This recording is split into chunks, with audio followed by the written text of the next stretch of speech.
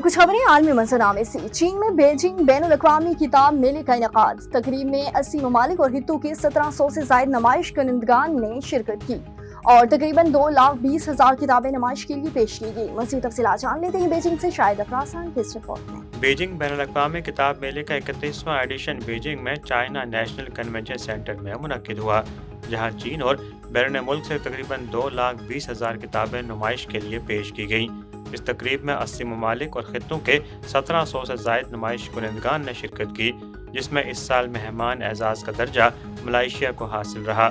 France, Germany اور Japan سمیت 20 سے زائد ممالک نے کتاب میلے میں قومی نمائش کے اسٹال قائم کیے۔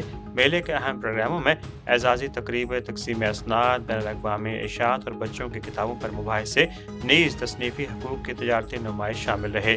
1986 میں پہلی بار منعقد ہونے والا یہ میلہ آج کتابوں کی نمائش اور تصنیفی حقوق کی تجارت کا عالمی سطح پر معتبر ترین پلیٹ فارم بن چکا ہے۔ بیجنگ میں منعقدہ اس عالمی کتاب میلے سے یہ توقع بھی کی جاتی ہے کہ اس سے عالمی سطح پر کتب بینی کے رجحان کو فروغ دینے اور پبلشنگ انڈسٹری کی ترقی کو مزید فروغ ملے گا۔ Shahid Afraz Khan, A1 TV, Beijing. امریکی صدر ڈونلڈ ٹرمپ نے کہا ہے کہ ایران نے جوہری تنصیبات بحال کرنے کی کوشش کی تو دوبارہ حملہ کریں گے۔ دی ہیگ میں جاری نیٹو سمٹ کے موقع پر گفتگو کرتے ہوئے امریکی صدر ڈونلڈ ٹرمپ کا کہنا تھا کہ جنگ بندی کی تھوڑی بہت خلاف ورزی ہوئی تھی، تاہم اب اسرائیل ایران جنگ بندی پر اچھے سے عمل ہو رہا ہے۔ سیز فائر کے بعد میرے کہنے پر اسرائیلی طیارے واپس آ گئے تھے۔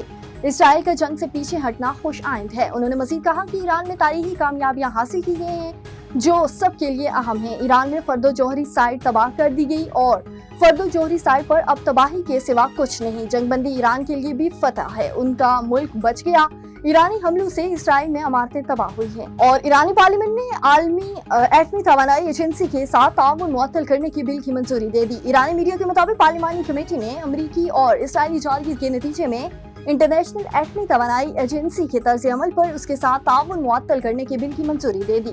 ایرانی میڈیا کے مطابق پارلیمنٹ کی قومی سلامتی اور خارجہ پالیسی کمیٹی کے ترجمان ابراہیم رضائی نے تصدیق کی ہے کہ پیر کو پارلیمانی کمیٹی کے طویل سیشن میں صورتحال کا جائزہ لینے کے بعد بل کی منظوری دی گئی۔ ترجمان نے کہا کہ اس اقدام کی حتمی منظوری ایران کی سپریم نیشنل سیکورٹی کونسل دے گی اور اگر یہ بل کونسل سے منظور ہوتا ہے تو ایران کی حکومت IAEA کے ساتھ تعاون معطل کرے گی، جس کے تحت عالمی ایجنسی کو گارنٹی نہیں دی جائے گی۔